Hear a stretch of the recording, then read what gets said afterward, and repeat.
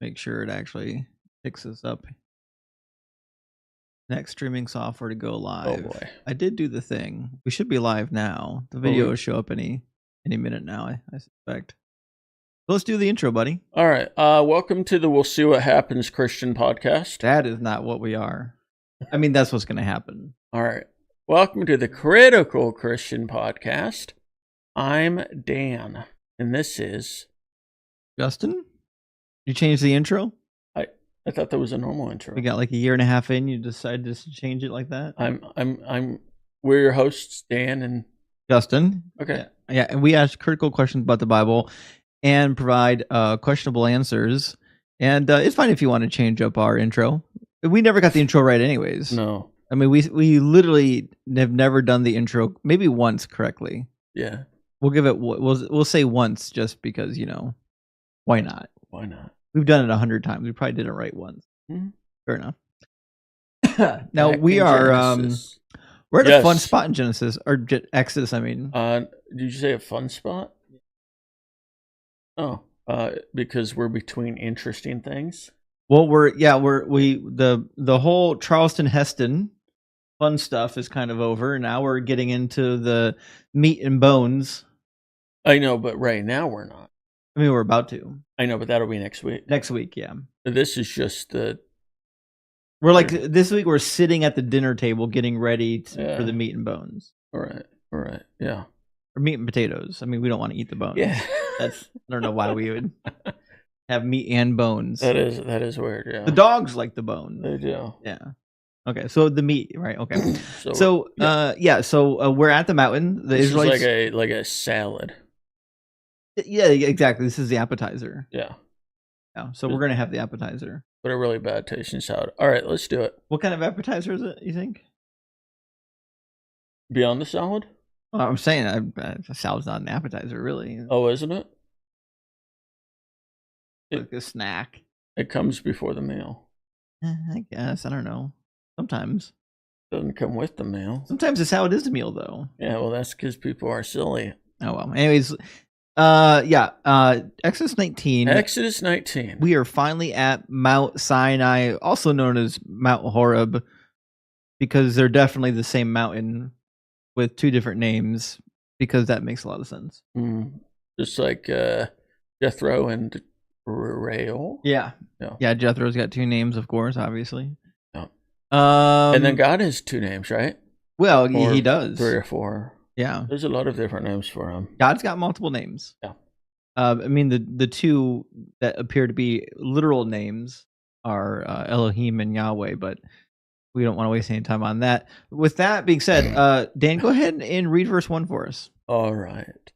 So the Israelites reach Mount Sinai. On the 3rd new moon after the Israelites... Oh, hey, which one are you using? I thought I was doing the right one for once. I'm going to read mine. You've literally never used the right version on any notes that you've ever prepared. I have no idea where you're getting your version from. That's weird. What version did you use this time? The correct one. You used the wrong one. I can almost guarantee you used something silly, like the NASB, or I'm just going to put it into the search bar and see what you ended up using. All right. Let's see. Is this going to come up as, so check Bible Hub, do Control F, Control Paste. New American Bible. Okay, is that the correct one? Nope, not even close. Wait, which one do you want to use? The same one I've told you for the last 4 weeks. Say it again. The New Revised Standard Version. Now, this one is called the Revised Version. The word new is in it, but it's not the same translation. So it's similar. Just read what's on the screen. All right. In the 3rd month after the Israelites' departure from the land of Egypt, on the 1st day, they came to the wilderness of Sinai. Fair enough. Yeah, I'm great. Did you know, and this is true, maybe. According to GTP, or? Well, no, actually. Not according to ChatGPT. According to a rabbi. Oh, fair enough. Okay. That the world began in 3761 BC. And They know it was October 7th, to be more exact. Now, somebody else says it was like 3789 instead. That's insanity. Either way, it's neat to know. You know, it's neat to know that, right?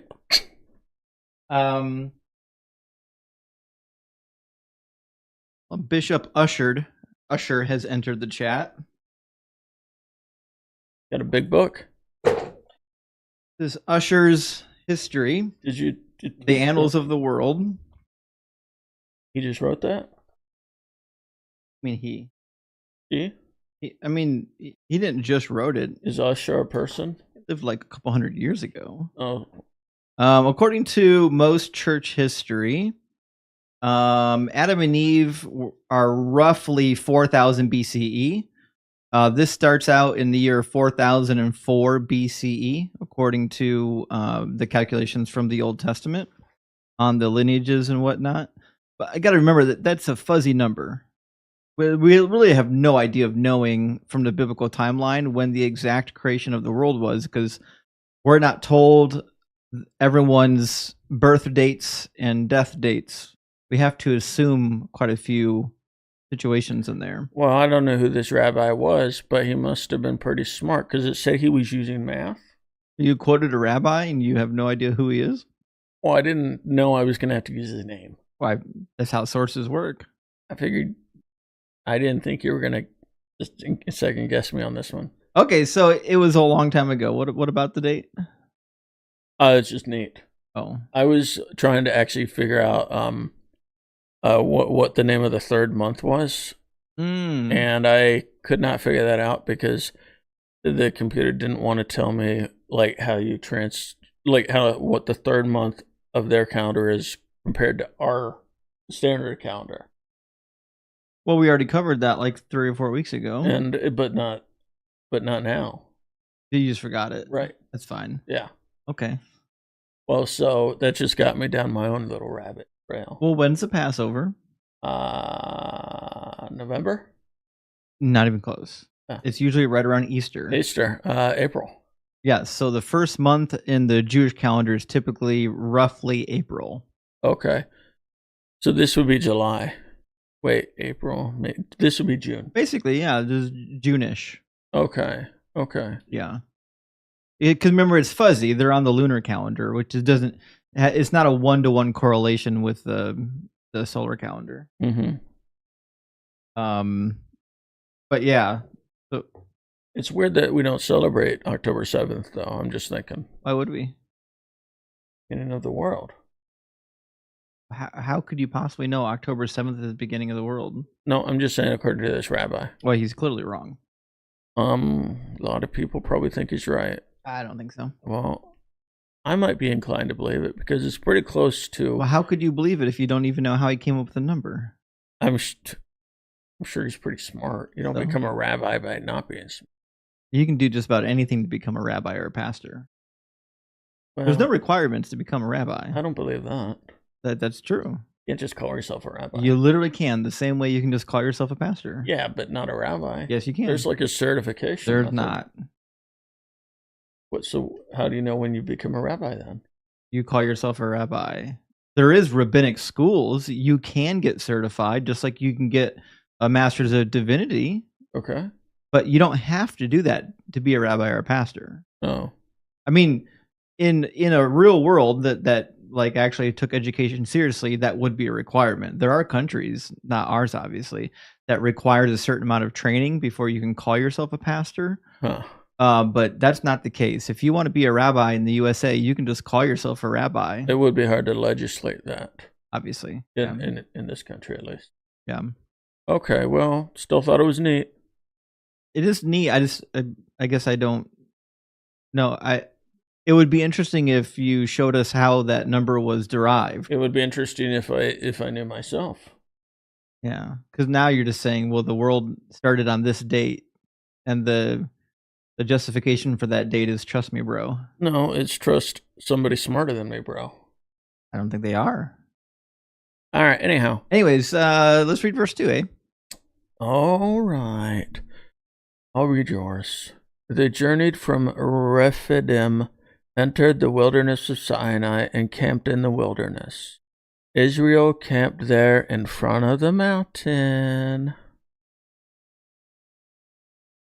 So I just want to say this is really a striking indication of the centrality and importance of the Sinai narrative in the overall composition of the Pentateuch. I don't believe you wrote that. Well, I just copied it from the footnotes, but it's not as smart, right? So I don't know what those words mean, so I don't think they have any meaning. Yeah, we already know about the mountain. All right. Yeah, it is interesting though that they said they journey from Rephidim and entered the wilderness at Sinai, because like it makes you wonder if the Rephidim have a linguistic connection to the Rephaim, the departed souls of the Nephilim. Yes. I didn't look into that between this week and last week, but maybe I'll take a look at that. That doesn't seem like there's a huge connection, right? Not terribly, but Nephilim, Rephidim. I'm saying the Rephaim. What's Rephaim? The departed souls of Nephilim. I just said it. Almost like you don't listen to me. So the Nephilim, when they die, their souls are Rephilim? No, Rephaim. Oh, Rephaim. So there's two theories on the Rephaim. The most prevalent theory, which was popular during the prophetic era, was that they were the departed souls of like men of renown, basically the either departed kings or the Nephilim. But there's a lot of people that think that the Rephaim were actually originally of the same classification as the Nephilim, even while they were still living. It seems to be a later tradition that shifted the meaning of the Rephaim to be the departed souls of the Nephilim rather than the living Nephilim. I think originally the two words meant the same people group. It was two words, but they really meant the same thing. Boy, that makes no sense at all. Well, how does that not make any sense? Well, so what? There's a city called Rephidim where the dead souls of angels live. No. Is that what you just said? Not even close. What? That's what you said, but what did you mean? I'm asking whether or not the city Rephidim, the location, has a linguistic connection to the Rephaim. Oh, that's all. That's it. Oh, dead angels don't live there. No. Oh, where do they live? Sheol? Oh. Why would you need to reference the Nephilim souls ever? I'll try this from the very beginning. Yeah. Originally, the Rephaim were the Nephilim. They were the same people, which is why we have locations in the Bible named after living Rephaim, and we have people that were called Rephaim, like King Og of Bashan was called the last of the Rephaim. And so last of the Nephilim? Yeah. Okay, go ahead. Well, that's what I'm saying. Oh, that was it. Okay. We've got a bunch of landmarks and historical artifacts that are named after the Nephilim that are also called the Rephaim. And I'm curious if this reference here to Rephidim has a linguistic connection to the Rephaim. Oh, you know what? I think it might. Well, I don't know yet. That's what I'm saying. I think it's pretty similar. What? It's similar. Does it mean anything? I mean, it means something enough to look it up. It does mean we should look it up, yes. Okay. We'll look it up between this week and next week. Yeah, sure we will. If we remember. Yeah. We're not going to remember. Well, there was a lot of stuff I wanted to look up and didn't bother. It's always like that. Oh, yeah. It's like we have jobs and stuff. It's in the way. Some of us do, yeah. Anyways, let's read verse 3. All right.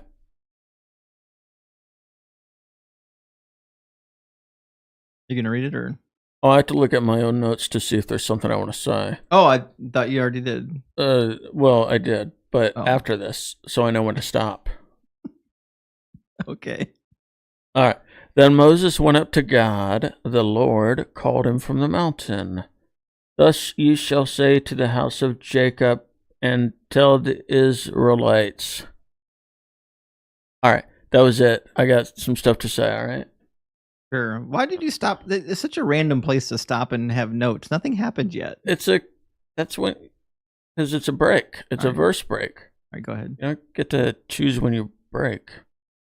So are we assuming that since they said God in one sentence and the Lord in another, that this was two different versions mixed together? I don't think so. Why not? I mean, the whole story is two different stories mixed together. How do you figure? Because it is. Oh, okay. Thank you. Yeah, I mean, it says they went up to God, and it says Yahweh called them from the mountain. But at the time that the Exodus was redacted, it would have been okay to refer to Yahweh as God. That doesn't seem incongruent. But that's not to say that this couldn't be two sections that were smushed together. But I think we would need more evidence than just the name Yahweh and the name Elohim appearing in the same sentence. Okay. I think we would want to see other indicators, like the name of the mountain would be Horeb as opposed to Sinai. Separating Yahweh from Elohim can help in determining whether or not you got multiple strands of tradition. Mm-hmm. But those markers just on them by their own isn't incredibly strong, because there certainly was a time period in which both titles would have been used for God. All right, I'll allow it. Does that make sense? Yeah. So when it says mountain, I always have this image of like Moses scaling Mount Everest or something, Yeah, I do know, actually. Wait, hold on. That's a good point, though, because what I've seen the mountains over in this region. I guess we would still call them mountains, but for lack of a better purpose, they're kind of like the Appalachian Mountains, right? We're not talking about like scaling the Rockies. I don't know what the Appalachian Mountains look like. You've never been to Appalachia? No. Oh. Really? That's true. I've barely been out of Ohio. Just assumed. Wait, have you been there? Of course. Really? Yeah. Is that in Ohio? No. Oh, good. Because where are they? South? Well, I try not to go too far south. Like go south and drive for 6 hours, you'll find them. I'm not going to do that. But are they smaller than regular mountains? They're not huge mountains. Like you can just walk up on top of them. Really? Yeah. No. Yeah. Really? Yeah. Really? You don't need any harnesses or climbing equipment, or they're just like really big hills. Oh. Okay. And I'm assuming that Mount Sinai / Mount Horeb isn't exactly a monstrous mountain that needed people to climb up the side of it, because later on in Exodus, I think in chapter 34 or 32, like 75 people go up on the mountain. Mm-hmm. So clearly they're not like scaling it. Now, we know where this mountain is today? We know the region. Oh, but we don't know which mountain it is? Well, it's part of a mountain range. The whole... What? Part of a mountain range. So we know somewhere in the vicinity of what this mountain was? Yeah. Because when they say go up to Mount Sinai, they're really saying go up somewhere in the range of a bunch of different mountains nearby? Yeah, basically. Is that what you're saying, or Mount Sinai is not a single solitary mountain. It's it's part of a range of mountains. It's like the Appalachians. Just like the Appalachians or the Rockies or the Caucasus or the Zagros. They're the mountain ranges. All right, I get it. You know your mountains. Good for you. Good for you. All right. Got a mountain of information on mountains. You do. I got a molehill. But to the point though, it's a big hill, I suspect. Likely. I'm just thinking about the Ten Commandments movie. Didn't they make it look pretty big? Yeah. All right, that was it. Oh, okay. Let's read verse 4. You have seen what I did to the Egyptians and how I bore you on eagle's wings and brought you to myself. So I was just thinking that's a lot of thirsty, hungry, tired eagle's wings they were brought with. Because I think eagle's wings conjure up a more peaceful image than the constant pissing and moaning from the Israelites' dust as they were hungry and thirsty. Yeah, the imagery here is funny because if you've been reading the story, Yeah. it's not. It wasn't like this peaceful, transcendent thing where God's just swooped in and grabbed him up and took him. Yeah, this has been arduous. It's been carnage. Yeah, it's been tough. It'd be more like saying, like, how I sent a pack of wild ostriches to peck out everybody's eyes, and then you followed them out into the wilderness and then killed all the ostriches because you were hungry. Yeah. Type of situation. Less bearing on eagle's wings. I mean, these people were dying of thirst, and they said, "Can we get a drink?" And God's like, "Are you kidding me now? You kidding me? I'm busy here. I brought you all the way out here and you want water? Yeah. You think you deserve to drink? Yeah. Yeah. This was just reminding me of like Spirit Airlines or something, you know? Yes. The Exodus was the Spirit Airlines of Exoduses. Yeah. They had to hurry too. They're like, but let's go. You got time to be choosy about a seat. Let's go. We got to go now. Yep. Yeah, I like that analogy. I think the Exodus was now in Isaiah chapter 52. There's another Exodus from Babylon, and God says that you're not going to go out in haste because God is going to be before you and be your rear guard. Okay, which is a more pleasant type of situation. I guess he didn't feel like doing that, huh? No, God was definitely in a rush this time. Yeah. Weird, he's in a rush. Afraid of those chariots, I thought he made time. Oh. Yeah, isn't that wild? It is pretty wild. Isn't it the craziest thing that if you have a God that literally created time, that he would have to do anything in a hurry? Yeah.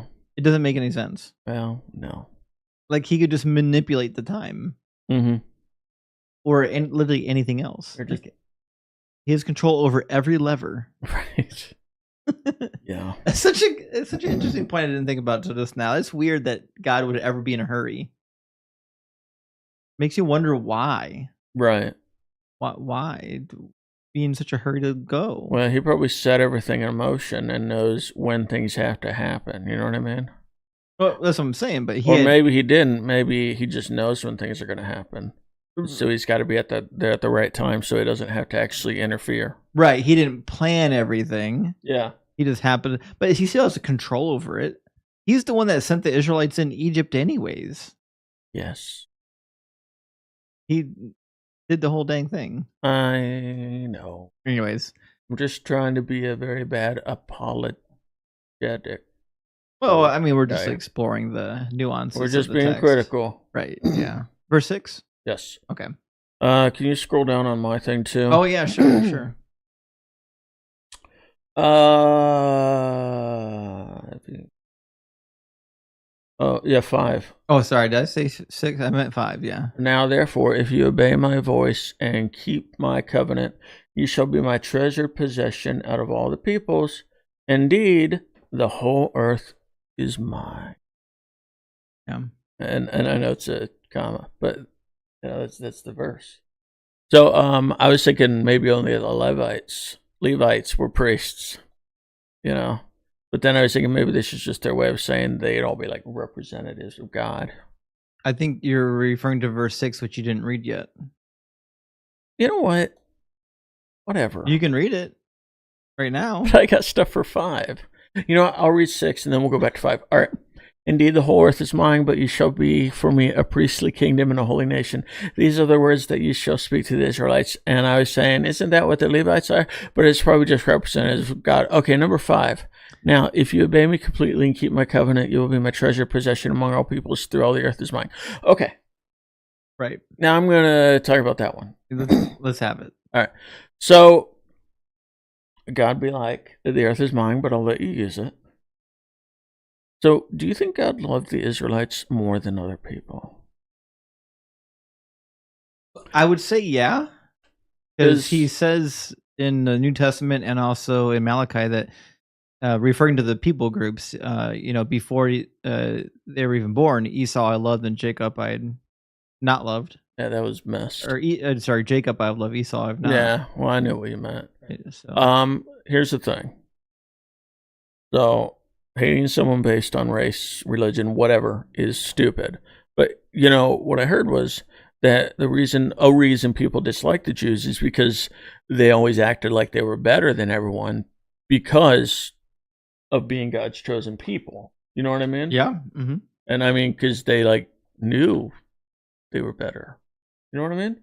Well, if you believe in the Bible, then you are in a position where you have to conclude that the Jewish people are selected by God. They are a unique people on the face of the earth.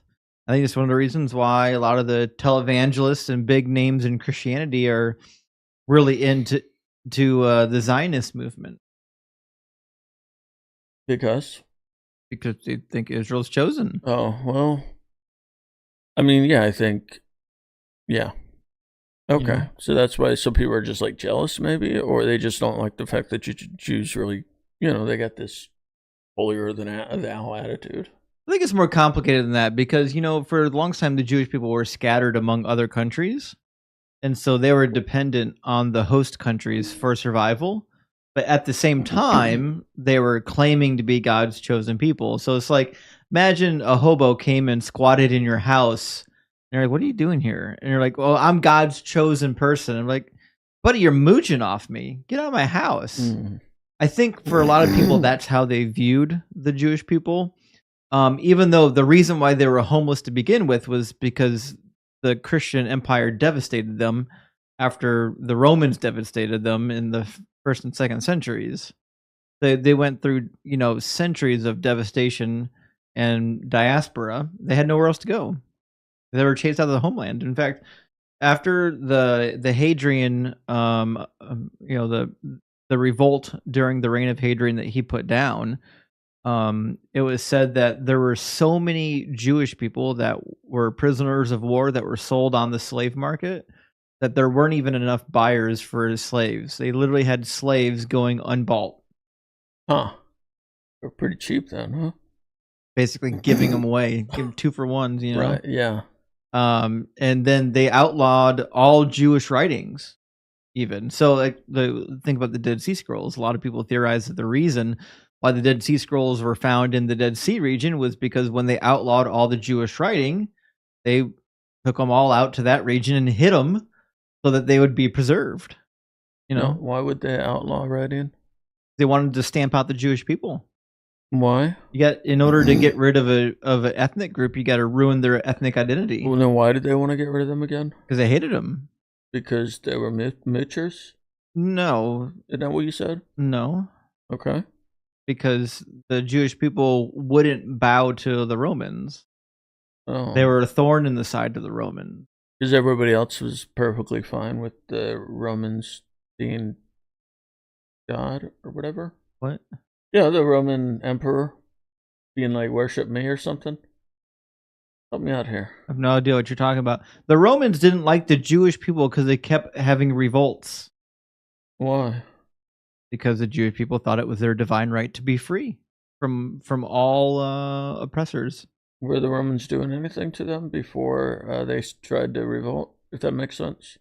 Collecting a pretty heavy tax and, making them to participate in, some various, kingdom policies. They had rules. The Romans had rules they didn't like, but they weren't like forcing them to like give abominable sacrifices or anything.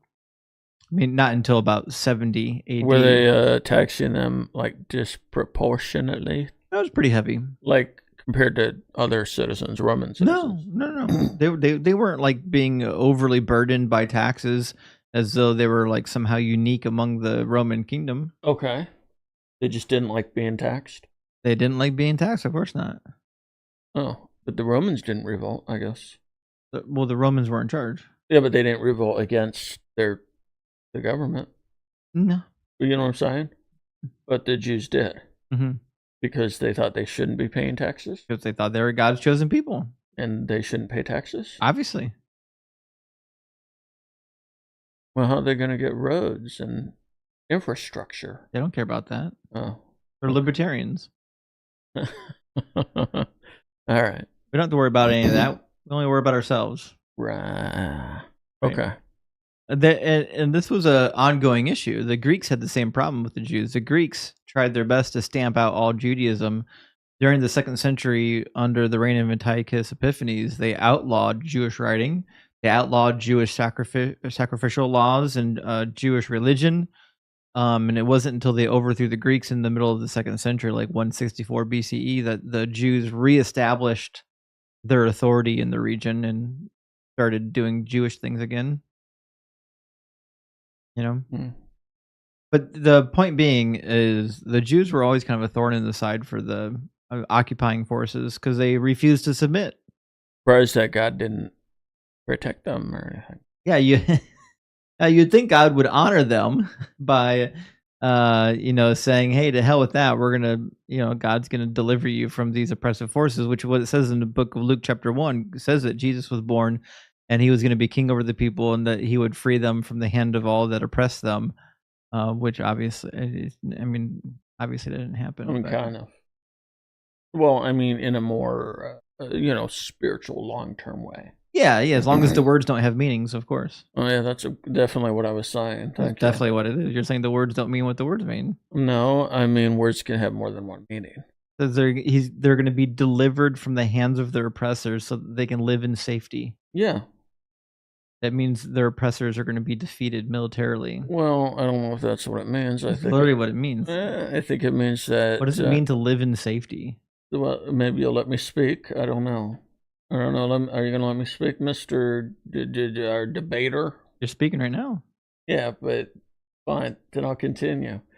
The thing is, they were talking about, in heaven, everything will be better when, Jesus comes back and the world is, better and all the bad people go away. You mean the second coming? Something, yeah.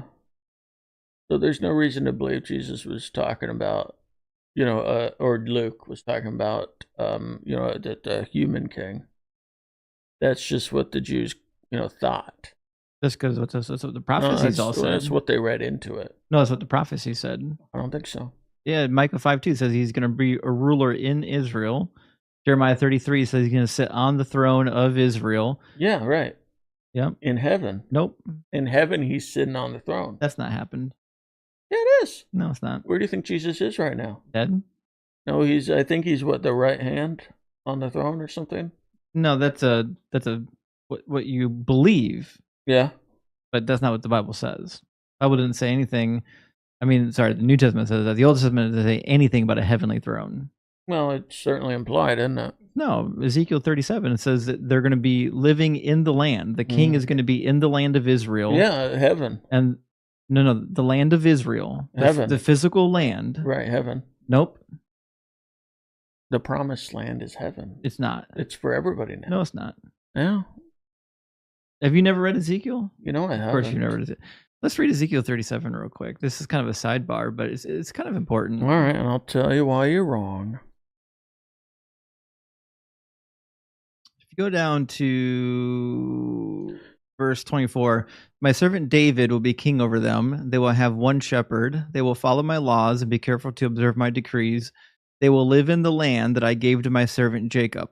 What is the land that was given to Jacob? The promised land? Yes, that's Israel. The land where your ancestors had lived. That's a physical land. Mm-hmm. They and their children's children will live there forever. Forever? Nobody can live forever. And the Israelites will live there forever. Unless they're in heaven. It doesn't say that the individuals will live forever. It says Israel will live forever. Children's children will live there forever. My servant David will be their prince forever, so on and so forth. Now, but he's not going to be their prince forever if it's an earthly kingdom, is he? Well, obviously, when the new heaven and the new earth comes, there's going to be no more death. Mm-hmm. Right. That's the one thing the New Testament and the Old Testament do agree on. Okay, so you're agreeing with me on this. No, what I'm saying is that these people here, according to both the Old Testament and the New Testament, can theoretically live forever. Yeah. So it's fine suggesting that the servant David is going to be a forever king. But it's going to happen in the land of Israel. I mean, I think a physical land. I think in no way the land of Israel is the whole world. Eventually. It's not, though. No? I don't even know why we're listening to Ezekiel. Doesn't he have some crazy ideas about other I things? will make them one nation in the land on the mountains of Israel. The mountains of Israel, the physical location. Mm-hmm. It's not a heavenly kingdom. What? So they're just going to live on top of mountains? They're going to live in Israel. On top of mountains. In Israel. That's what it says, on top of mountains. There's a mountain in Israel, but they're all not living on the mountain, obviously. Well, sure, if words don't mean what they say, obviously. It doesn't say that. You know what? I need one of those logical fallacies I can say. I don't think you have one. Anyways, long and short of it is the Old Testament predicted that the Messiah would be an actual king in the actual land over an actual people group. And I disagree, and that's fine. Right. Yeah, you disagree with what the Bible says.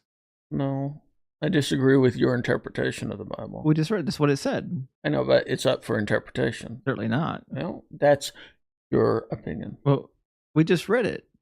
All right. So you're just gonna read it and tell me that you didn't hear it? You know, maybe I'll just look at a different translation. I will make them one nation in the land. What is the land? Now, why do you think that Ezekiel is even a reputable source? He's a prophet. Yeah, anybody can say they're a prophet. Listen, I'm just telling you what the Bible says. Well, I'm just telling you what Ezekiel says. Didn't he say something about God wanting to kill babies or something? Yeah, he did say that, but we're not going to throw Ezekiel out. But we can do that, and I can just show you in the other prophets where it says the same thing. It says, "I will make them one nation in the land." That's not a spiritual land; it's an actual land. And what land is it? He tells you, the land that was given to Jacob, that I gave to my servant Jacob, the land where your ancestors had lived. Okay, can I say something? Did the ancestors live in heaven? Okay, listen. Is it possible? I'm just saying, is it possible that since this prophecy is wrong, he wasn't really a prophet? No, I think you just don't understand what's happening here. If you're a Christian, you're supposed to say that this is going to happen at the second coming. Okay. Because even the New Testament doesn't say we're all going to heaven. It says there's going to be a new heaven and a new earth. Okay. And the Christians are going to live here on the earth. Okay. So from your point of view, this is all literal. This is actually going to happen. Oh, it just hasn't happened yet. Oh, okay, yeah. You don't have to go into the text and say the words don't mean words. Well, then you should have told me that before I tried to argue against Isn't it wild how your first instinct was to say words don't mean what words mean? Whatever. Crazy. Can we just start this whole thing over, please? All right, let's just keep reading. No, let's start it over. They haven't even been given the promised land yet. Whatever. All right. We'll get to eschatology after Exodus. We'll do this. Tell us. All right.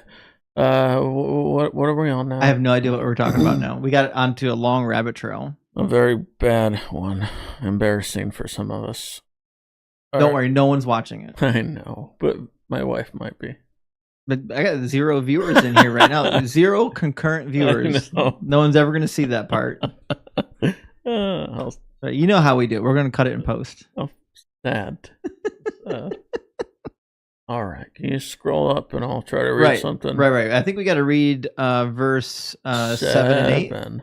No, 7 and 8. Mm-hmm. Yep. So Moses went, summoned the elders of the people, and set before them all these words that the Lord had commanded him.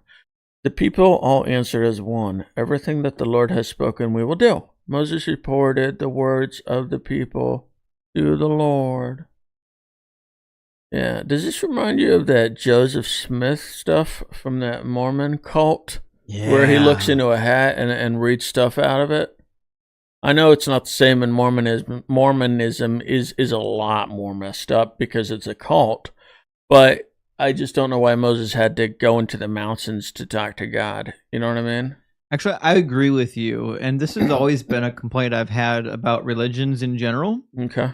Is that there's always like one guy that got the special revelation. Right. Whereas God could have given the revelation to 1,000 people at once, and we'd have 1,000 people writing it down or something. You know, he could have taught people how to write. But we don't. We always have like one guy that got the revelation. And to me, that just seems like if one guy receives revelation, that's not a great way of doing source material. Right. You know? Like if one guy saw a car accident, but you had no evidence of the actual car accident, you might be like, well, I don't think there was a real car accident. I don't see any victims. Nobody else came forward. Just got this one guy. and he's homeless over there anyways. I mean, he got kicked out of his house. He's trying to collect some money by reporting something to the news here, right? He's grifting. Yeah, it's just we all know that Joseph Smith was a phony. Yeah, we know this. He for sure was a phony. But now now it's like, but Moses is kind of doing a similar thing, and we know for a fact Moses is telling the truth. Well, not only that, we don't know if this Moses character did any of the things that the text says he did, because this was written many hundreds of years later. And who's remembering that? Well, you know what I mean? So it's, oral tradition or whatever. Right. Exactly. Yeah. It's purported to be oral tradition, but right. I mean, you and I both know how dependable oral traditions are. Yeah.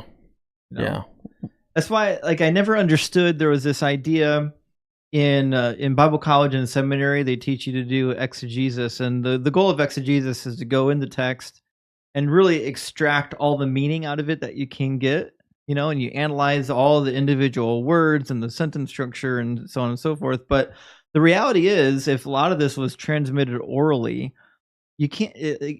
I don't think it's a good thing to assume that like every single word is there by divine order. Mm-hmm.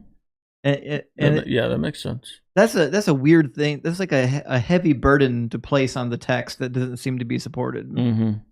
But I mean, a lot of Christians do believe that it's God breathes and all that good stuff, Right. And the problem is, okay, so this is a critical edition of the Hebrew Old Testament right here, right?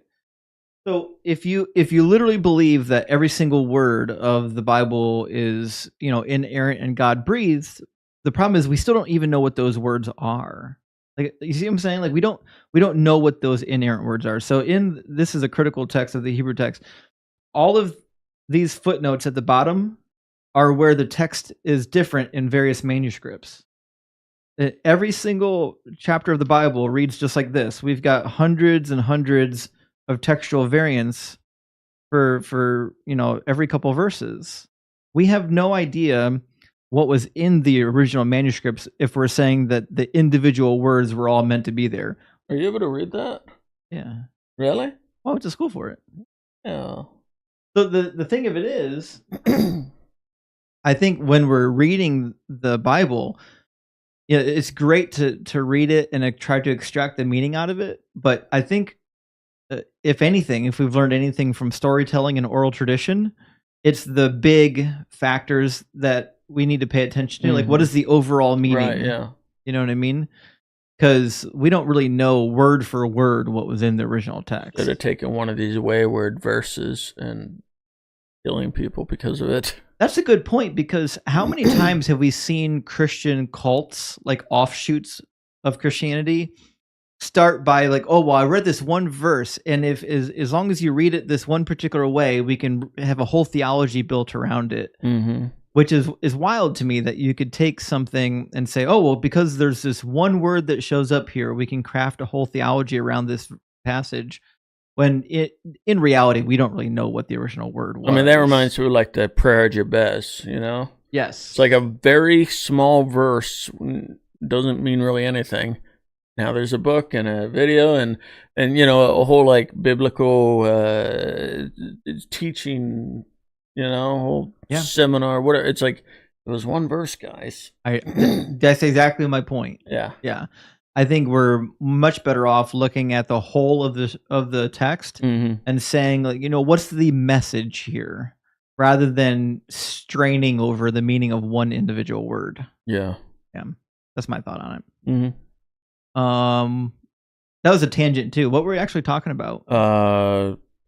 Just Moses, man. Yeah, Moses on the mountain, right? Yeah, so I don't know if it was a tangent. Yeah, Moses reported the words of the Lord, and you were mentioning that it's weird that it's similar to Joseph Smith. Yeah. Because it's one guy receiving revelation. Mm-hmm. Here's another thought, though. Right here, God has already said in the prior verse, that if, excuse me. There you go. If you keep my covenant, you shall be my treasured possession. It almost feels like God's like buttering them up at the moment, because he's like, listen, if you obey my covenant and you keep my word, all the stuff that I tell Moses, you guys will be my treasured possession. But they don't know what's in the covenant yet. Like they have no idea what they're getting themselves into. Mm. But I feel like this is like if I came to you and said, Dan, I got a really like sweet deal for you, and if you agree to this deal, it's gonna be amazing. Mm-hmm. But I didn't tell you what the actual deal was. It almost seems like there's hiding the more difficult part of that, trying to butter you up to get your agreement.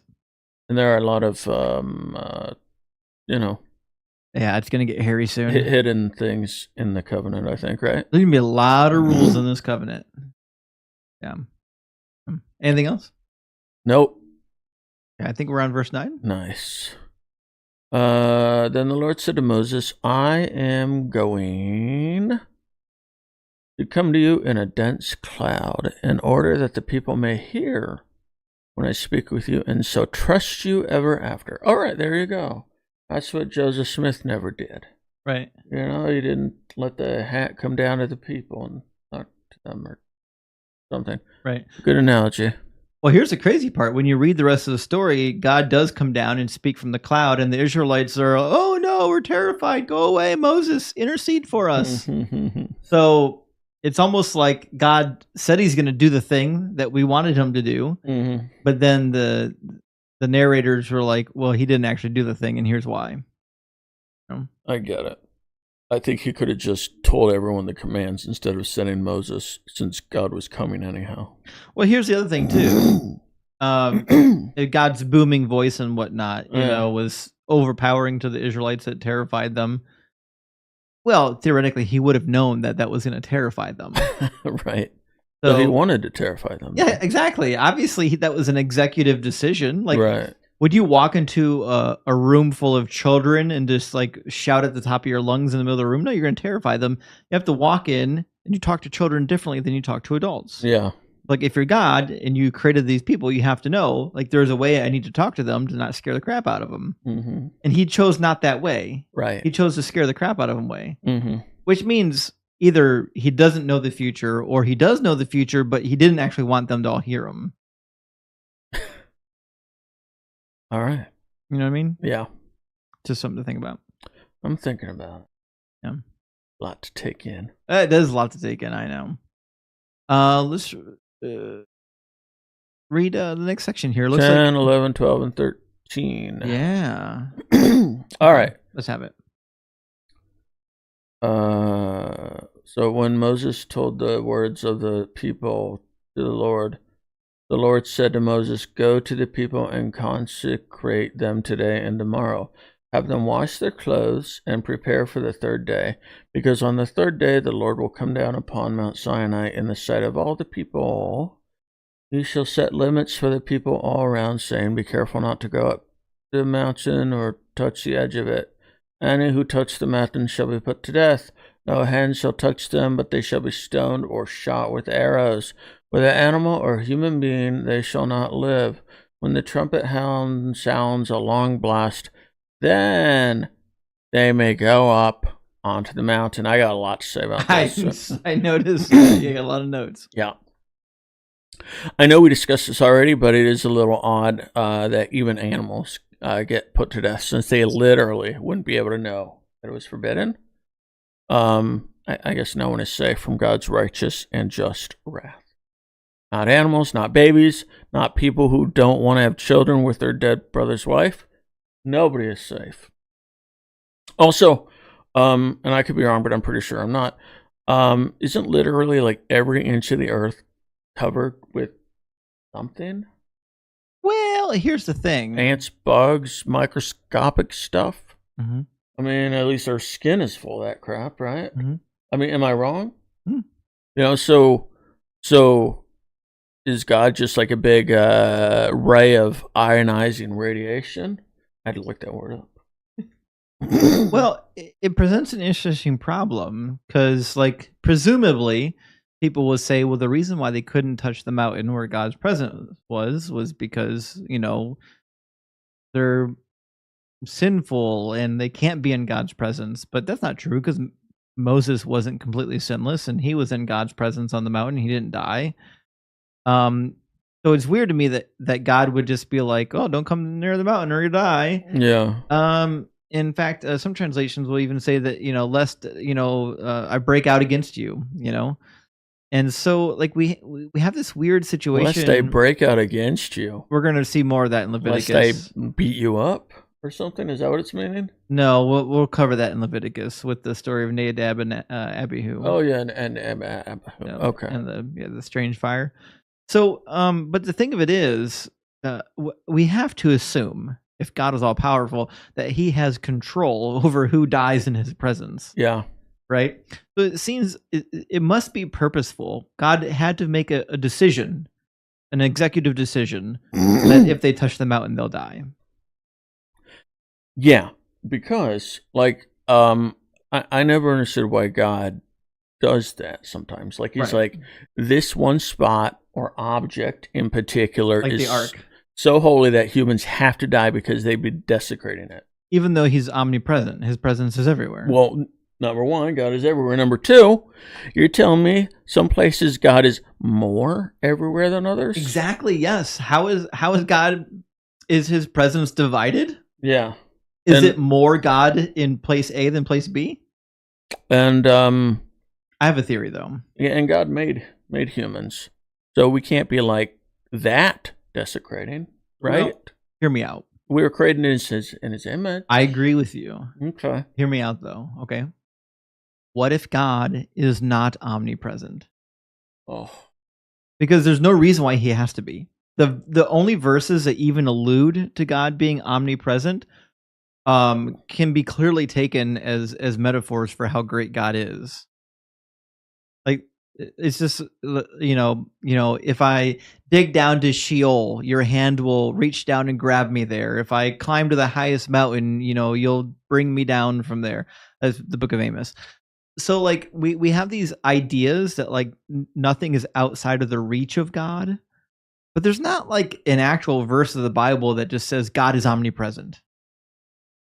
Yeah, but we all know that if He wasn't, He's not really God. So Why? It's a moot point. Well, why? Why does God have to be omnipresent? That's not a thought that any, like, there's no thought in classical theism of the actual religions that exist that God would be in everything. That's like a philosophical idea. Well, they're just comparing Him to the fake gods that they already knew. So obviously they're not gonna, But why does God have to be omnipresent? I don't understand why. Well, because otherwise He could make mistakes. How do you figure that? All right, say God is, in His house going. Sure. And then across the world, somebody has an accident or something. I don't know. God, maybe God would have wanted to be there, but He wasn't able to be. Well, my thought is, if you got a God that is all-knowing, like it's the past, present, and future, I assume He also knows things in all points of space, right? Okay.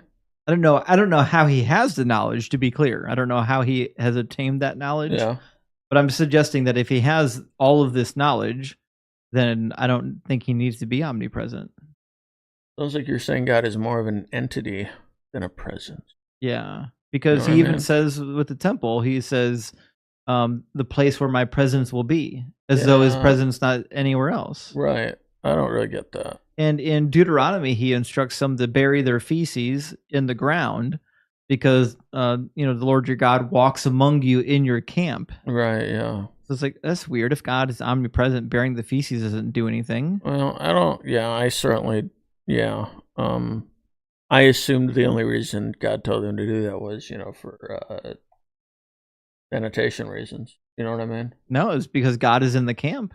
Yeah, I mean that, but He probably wasn't able to say it's because of microscopic germs that you don't know about. Well, now you're just assuming God had ulterior motives to what the text says. I am assuming, yes. I don't know why you would do that. It's like why He told him not to eat pork. We have no idea why He told him not to eat pork. Because it's hard to cook it and get all the germs out of it and all that crap. Well, I mean, people of the ancient world wrote about why they did and didn't eat pork. Because of what I said? No. Well, then why? Because they're scavengers. Man. They'll eat anything. They're dirty. The same reason why... Like, they're unclean. The same reason why people don't eat, like, sheephead fish. Or, like, animals that scavenge, garbage. Why not? because you throw your garbage away, and the animals that eat your garbage you shouldn't be eating because those animals are consuming your garbage. So what? They turn it into something good. Try this again. If your animal is eating a bunch of unclean things, you don't eat the animal. Why? It's not like those unclean things. I mean, they turn into more muscle tissue and stuff for you to eat. They don't know that. The ancient people have no idea how biology works. Right. And that's why God had to tell them something different. Well, God doesn't give them biology lesson. I know. I'm just saying, people had a general idea of what a clean and unclean animal was based on the behavior of the animal, not based on biology. Like, they didn't know anything about, swine. They knew it was delicious. Okay. But that they shouldn't eat it. Why shouldn't you? You just said they shouldn't. I didn't say that. That they shouldn't eat pork. No, I didn't. I love pork. It's great. Yeah, but you said they shouldn't. No, I didn't say that. Well, somebody said it. I didn't say it. Well, I said it. Pork's great. I have bacon all the time. But it's a trash animal. You just said so. It eats trash, yes. Right. But does it make it trash? Yeah, but that's what they thought. Yeah, that is what they thought, yes. Okay. All right. That's not true, though. I know, but that's what they thought. All right. That is what they thought, yeah. I think the reason is because there's a lot of diseases that come from eating poorly cooked pork. Like what? I don't know. Well, I don't know, but I assume. How do you know we get diseases from it? Because I heard that somewhere and it sounded like it made sense. You don't vet claims very well. Like, you just hear things, you're like, oh yeah, I'll accept that. Yeah, I mean, it can be a little high in fat and sodium, obviously. But I mean, theoretically, you can get that with anything. You can eat too much cow and have health problems too. You got to eat things in moderation, as they say. Yeah, well, I don't know. All right. Right. Anyways, but to the point, God's presence. Yeah. It is weird that as we're reading the text, at no point in time yet has God felt or seemed to be omnipresent. I mean, honestly, if I were to think that he was not everywhere, I think all of the things we've read so far would probably have to be taken in a different view, right? Well, yeah, but you don't get to read your assumptions into the text. You just have to read the text for what it says. I get to read it however I want. Well, that's what I'm saying, is you're not being fair to the book. I know, but if you're placing your assumptions about God into it. Well, I was usually placing my assumptions on how people interpreted God, Right, but you're assuming that the people who wrote this thought that God was omnipresent. No. I'm assuming the people that wrote this didn't think he was. Okay, they clearly didn't. Right, that's what I'm saying. But there's no reason for them. God never says he's omnipresent. Right. I'm just saying that if you're saying that God, like, we have to read omnipresence into this, I don't think we have to. I just don't know if I could really believe an entity being, God that is not everywhere. Why? Doesn't make sense. How doesn't it? I don't know, but it doesn't seem like it does. I don't know why he has to be everywhere. What is he in the outer regions of the universe? What's he doing there? Why does he need to be there? Why does he need to be there? Yeah. No, I don't think he needs to be there. I think he just is because he's everywhere. I don't think so. No, yeah, he's inside the atoms and stuff like that. It seems unnecessary. Well, here's the thing: you don't know if it's unnecessary. The Bible says he has a habitation, that he lives just on the upper side of the firmament. Yeah, well, that's obviously because people didn't know that we could, pass the firmament. But see, that's what I'm saying, is every time we talk about what the Bible says about God, you're going to say, well, they got it wrong. And you got it right. So you're going to read your assumptions of God into the text rather than listening to what the text actually says. Yeah, but we have proof that we can go into space. Yeah. So obviously they were just working with the knowledge they had then. So not God breathed. I never said it was God breathed. Just guesses. I never said it was God breathed. I don't think it is God breathed. Okay, just checking. I mean, all the chronological whatever. Well, I'm only suggesting this because remember, like a year ago, we had a long discussion about whether or not you could know God without the Bible. Yeah. And I vociferously defended the idea that yes, you can in fact know God without the Bible, and you said absolutely not. Right. But everything we're reading so far, you're telling me that your knowledge of God is either superior to the Bible or can be read into the Bible, or that somehow the Bible got something wrong, which leads me to believe in reality you actually agree with me that you can know God without the Bible because you're reading your assumptions about God into the Bible.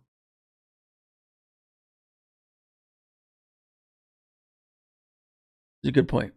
Fair enough. All right. Yeah. Let's move on to the next section. Yeah, nothing to say to that one. I gotta think about that one. I know, right? I hope I don't forget about it. Everything we said today, we're gonna forget about. Oh boy, this is how it always is. Yeah. It's fun though to have these discussions.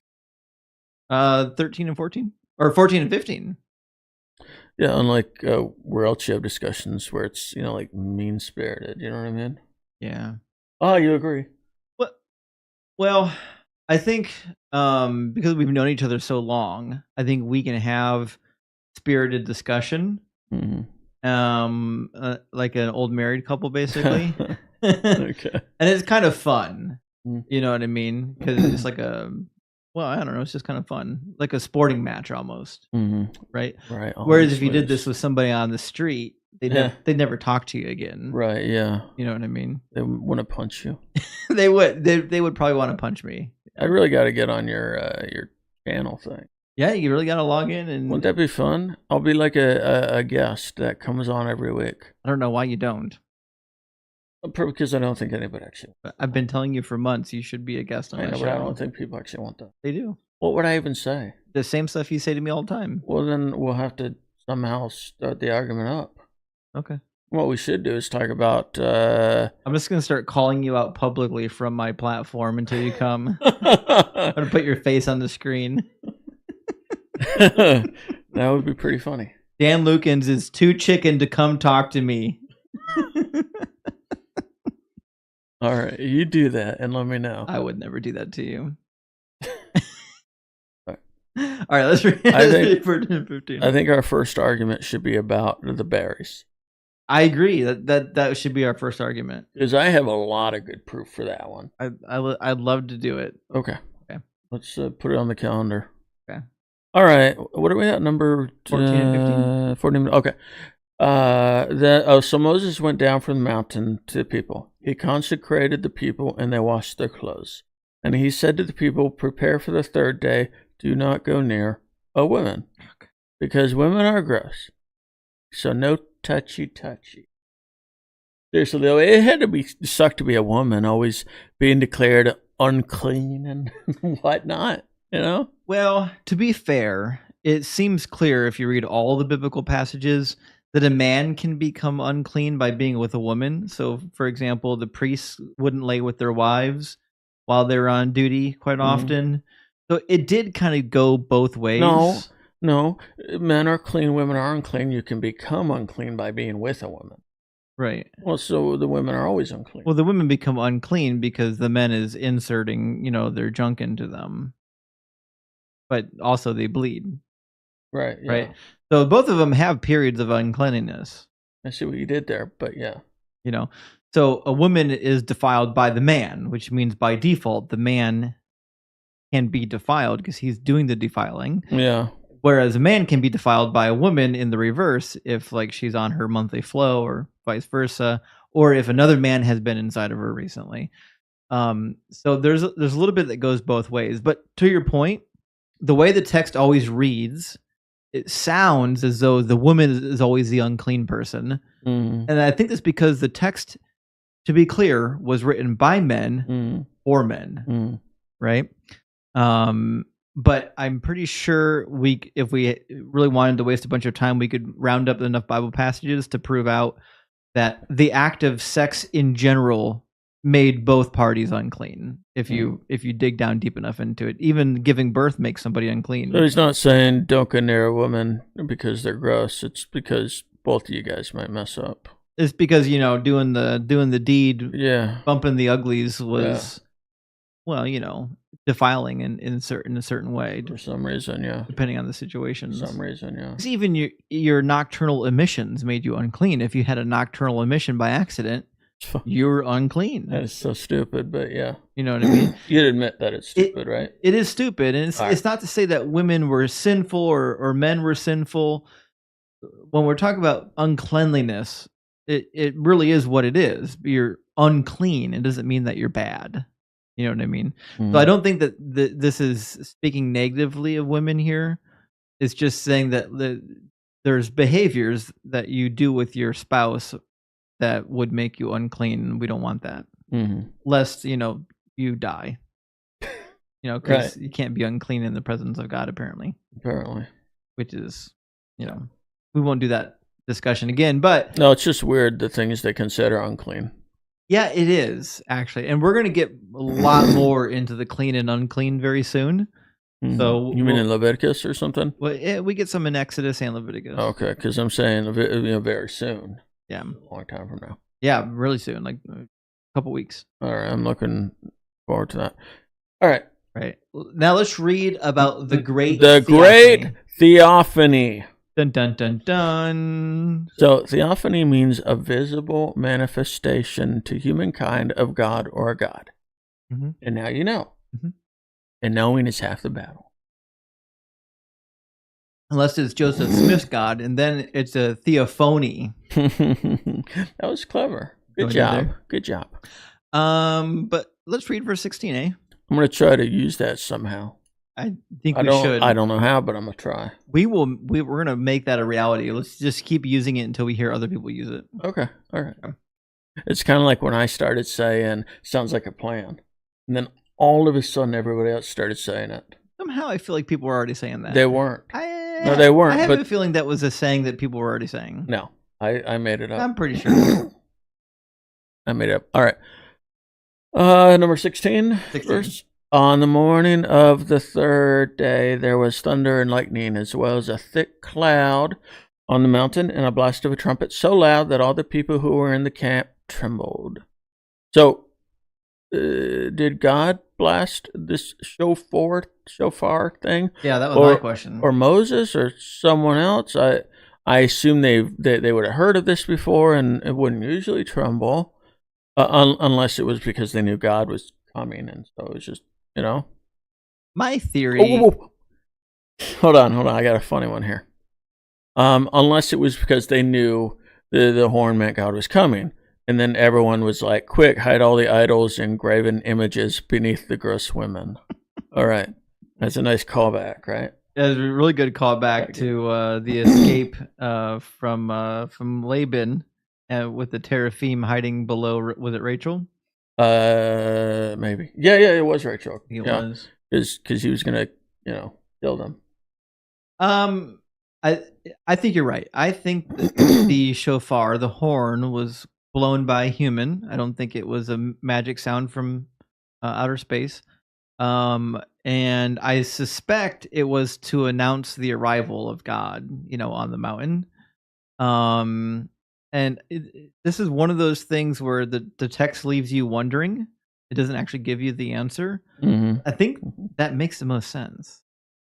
Because, why would God blast the sound of a trumpet? Right. Usually you don't, introduce yourself.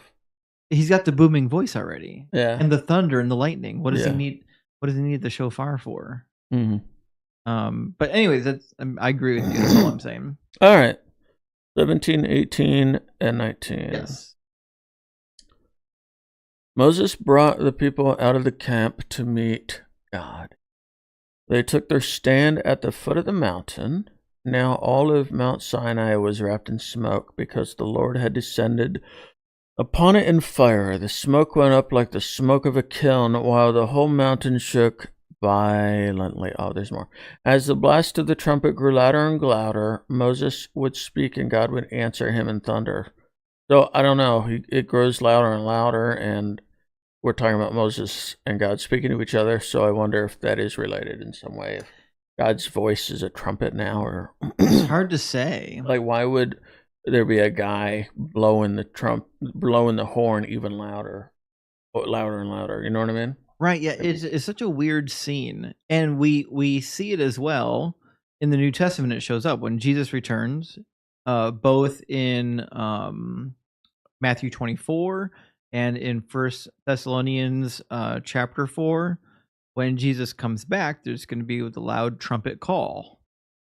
Oh, what for the second coming? Yeah. Let me pull up first. I can never say it because I have a list. First Thessalonians chapter 4 talks about Jesus's imminent return, and it includes the trumpet. It says because they're asking about what do we do about these people who have already died? What's going to happen with them when Jesus comes back? Right? Because they're all thinking he's going to return imminently. And so, that's great. Jesus is going to come back. We're going to live with Jesus. But, some of us are already dead. What's going to happen with them, right? But it says, the Lord himself will come down from heaven with a loud command, with the voice of an archangel, and with the trumpet call of God. And so one has to wonder, is this an actual trumpet being blown by somebody? Or is this a callback to the idea that God just likes the sound of trumpets and can manifest that sound? Well, if that's the case, then maybe it was God doing it. It is possible. In this great theophany. It certainly is possible. Yeah. It makes you wonder, though, why he chose that sound if he had the big booming voice. Right. I mean, it's very possible he's just into showmanship. I wholeheartedly agree with you. I mean, not even joking. Like, he just, he thinks he's hot shit. Because he's God. Yes, I'm going to say, let's be honest. If we learned anything from Exodus so far, is that God wants to put on a show. Right. He really wants to put on a show. I mean, he'd kill all those babies because of it. Right. So I agree with you there. God could be using the trumpet as a sign of the showmanship for sure. Let's do 20 and 21. 20 and 21. All right.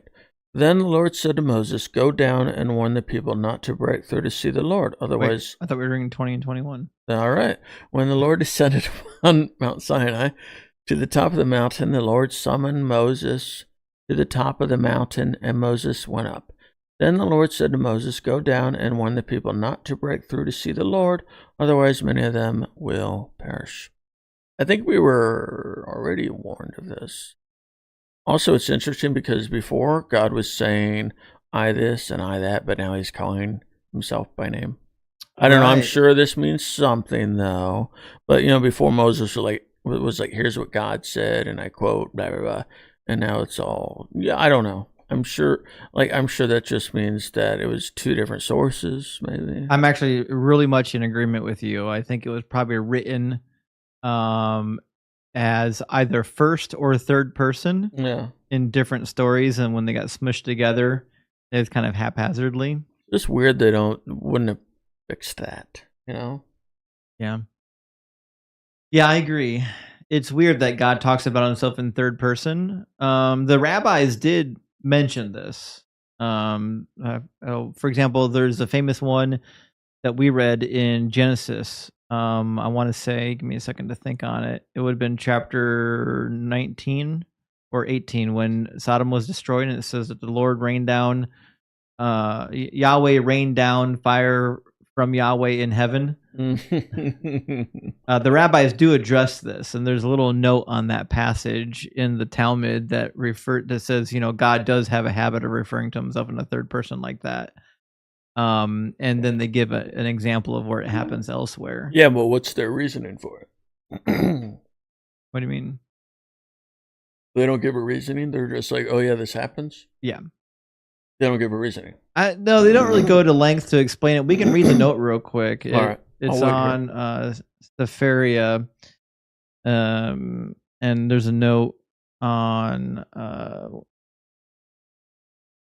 I think it's Genesis 19 or 18. Yeah, it would have been 19, and so there we go. This is the one. See, rained fire upon Sodom and Gomorrah from out of heaven. And if we go to the Talmud commentary, let's see. It says,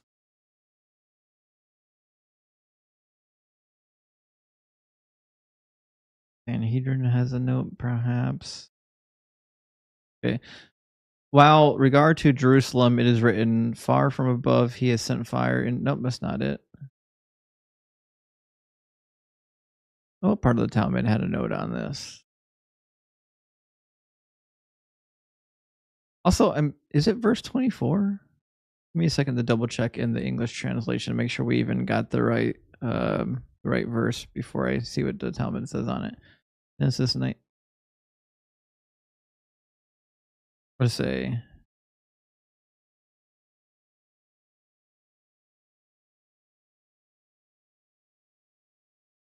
Yeah, 1924 is what we're looking for. And I clicked on 1924, right? Let's see.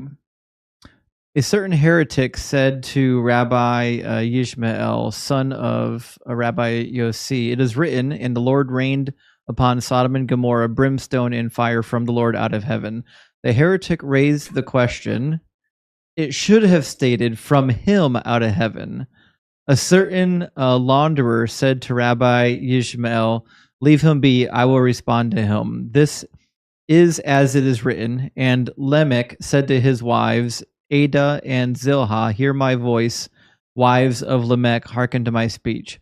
One can raise the question, it should have been written, my wives, not wives of Lamech.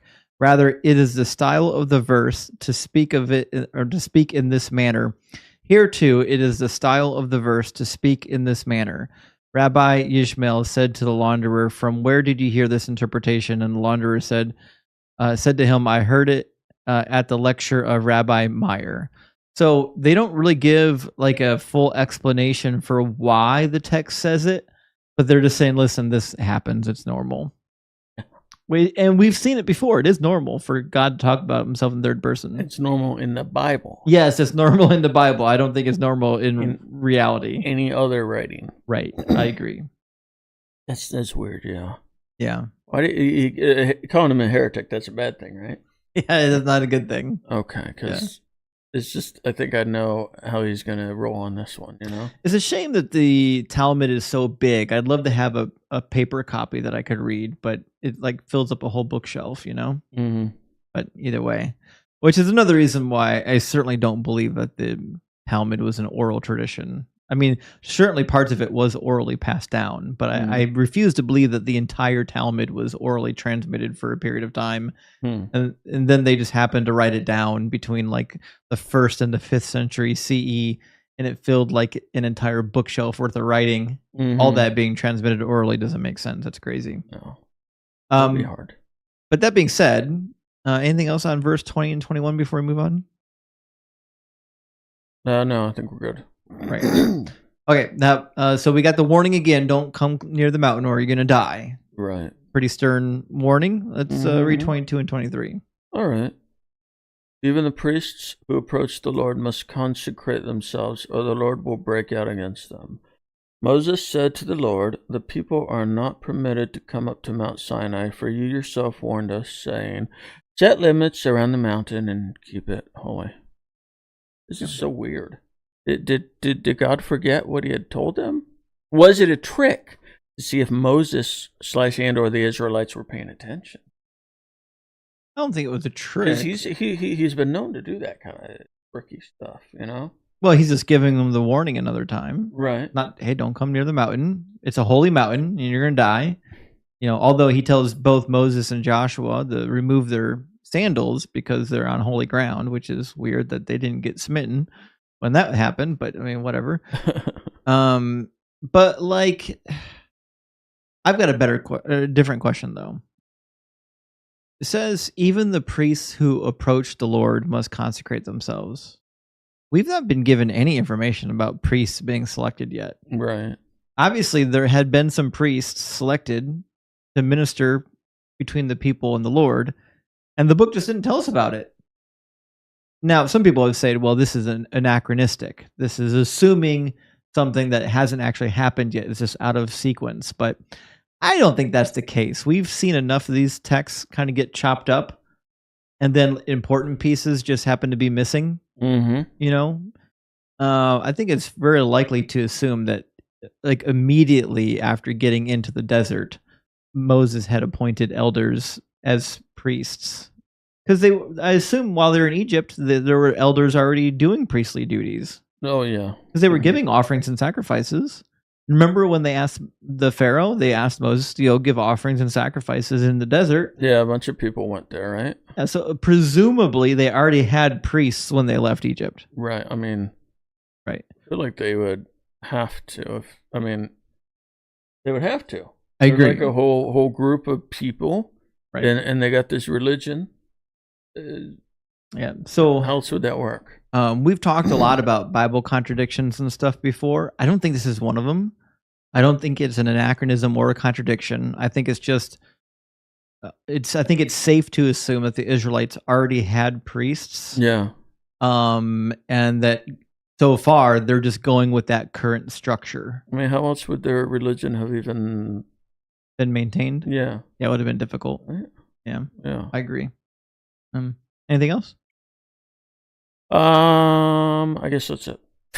All right, 24 and 25. The Lord said to him, "Go down, then come back up and bring Aaron with you. But do not let either the priests or the people break through to come up to the Lord. Otherwise, he will break out against them." So Moses went down to the people and told them. Yeah. Isn't that weird? Yes. That, if they come too close, God will break out against them. Mm-hmm. It's a really interesting phrase, Mm-hmm. But it makes you wonder, like, does God have control over what his presence breaks out against? Right. Because it's worded as though, like, well, it's just going to happen. It's a natural consequence. Right, yeah. But it can't be a natural consequence. It has to be something God has control over. Well, yeah, I mean, yeah. Right. Yeah. So, anyways, it's interesting that God is very protective of his, we'll call it, presence. But I mean, as you said, Moses and Aaron, they're doing just fine. And the 70 elders of Israel go up on the mountain in a couple chapters. Okay, so there's a way that God can, not break out against people. I do have a theory. All right. I think the people that are consecrated and are clean and God knows have purified themselves can go up on the mountain. It's just that the general public is presumed to be unclean for many reasons. How do they get clean? Take showers or something? You got to wash your clothes. You got to abstain from certain practices for a certain time period. If you have any like skin rashes or discoloring, you have to be completely cleaned of that for a period of time. So there's a lot of priests who are like, I finally get to meet God, but then they get like a zit. That's actually a good point. Yeah. Like, whoa, crap. There are definitely occasions where the priests themselves would have to be exempt from duty because they fell into one of the categories of being unclean. Mm-hmm. So yeah, that's a real thing. That would be such a bummer, wouldn't it? Could you imagine if like leprosy or some sort of skin disease broke out among the priests, and then they're like, "Oh shoot, we don't have any priests," because. Are we talking about like a mosquito bite or something? No. Would that be bad enough? Well, I don't think bug bites are really addressed in the Bible, but certainly a bug bite would fall into the category of like a skin abnormality. Yeah. Yeah. And so you couldn't go up there? No, if you had skin abnormalities, you were considered unclean typically. I wonder if it only counted if you knew about it. What do you mean? Well, if like they had a mosquito bite on their thigh or something. Oh yeah, they didn't care why you had the abnormality. If you had it, they treated it. Yeah, but would God just kill them? And then later on they'd be like, "Oh look, there was a mosquito bite there." What? That makes sense, right? No. So you can't go on the mountain right. if you're unclean. Right. And if you have a mosquito bite, you're unclean. Well, we don't know that to be the case. I'm saying the Bible doesn't really address bug bites, but I'd be assuming that if it was a visible bug bite and they didn't know what it was from, they would be better safe than sorry, and they would remove themselves from the the assembly of the Lord or from God's presence. You would say that if they had it and still went up to see God, they would get smoted, right? Well, I don't know, because the Bible doesn't really address whether or not being bitten by a bug is unclean. Okay, fine. What is unclean again? Well, unclean for them, if we're talking about skin abnormalities, is typically like a rash or leprosy or even eczema could have been considered unclean. But anything that could be treated and that would go away typically was unclean. Okay, so what if they had eczema on their thigh, inner thigh, and didn't know about it? And then they went up there. Yeah, you probably get smote. Really? Yeah. And then people would be like, what happened? Got smote. They would just assume that he deserved it, I presume? The Lord took him. His time to go. Yeah. Yeah. Pretty brutal. A little bit. Watch out for the skin rashes. Mm-hmm. Yeah, we're going to get a lot more into skin rashes soon. Don't I'll worry. be having someone check me over, The laws are so much fun to read. I can't wait for you to read them.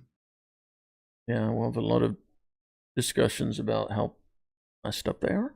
Yeah, Great. some of them. Yeah, I mean, just after... Okay, so next is the Ten Commandments, and just after that, slavery. Yeah, Exodus 21, we're going to hit slavery. Yeah. Kidnapping, eye for an eye. Chapter 21 it's so full of stuff. You could probably spend 2 weeks talking about just that one chapter. And we won't. We won't, no. But we'll have some long episodes. Mm-hmm. I think that's all I have on this particular chapter. I think we've extracted as much as we could from this rather boring chapter. We're going to hit all the good stuff in the next couple of weeks. Yeah. It wasn't that boring, though. There was a lot to say on it. There was some stuff. There was some stuff. We're going to have a lot to say next week. It's just nothing happened, but right. There's a lot to say about the nothing. We always do. Yeah. We always find something to say about nothing and something to argue about, even when there's nothing to argue about. And when in doubt, I will bring up the berries again. That's always a good go-to. Yeah. Whenever they mention wind, I'm like, berries. It's a very good topic. Yeah, it is. Absolutely. It is the very best. All right. No more. All right, guys. Thanks so much for watching. We'll be back in a week with the 10 Commandments. Yes. And that's off. We still don't have a sign off. So I guess we'll just say bye.